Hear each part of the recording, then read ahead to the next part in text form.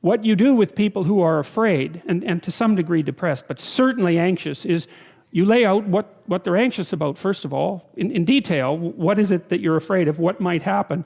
And then you decompose it into small problems, hypothetically manageable problems, and then you have the person expose themselves to the thing that they're afraid of, and what happens isn't that they get less afraid. That isn't what the clinical literature indicates exactly. What happens instead is they get braver. And that's not the same thing, right? Because if you get less afraid, it's like, well, the world isn't as dangerous as I thought it was, you know, silly me. If you get braver, that's not what happens. What happens is, yeah, the damn world's just as dangerous as I thought, or maybe it's even more dangerous than I thought, but it turns out that there's something in me that responds to taking that on as a voluntary challenge and grows and thrives as a consequence. And there's no doubt about this. Even the psychophysiological findings are quite clear.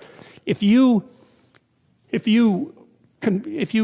impose a stressor on two groups of people, and on one group the stressor is imposed involuntarily, and on the other group the stressor is picked up voluntarily, the people who pick up the stressor voluntarily use a whole different psychophysiological system to deal with it. They use the system that's associated with approach and challenge, and not the system that's associated with defensive aggression and withdrawal. And the system that is associated with challenge is much more associated with positive emotion and much less associated with negative emotion. It's also much less hard on you, because the defensive posturing system, the prey animal system, man, when that thing kicks in, it's all systems are go for you.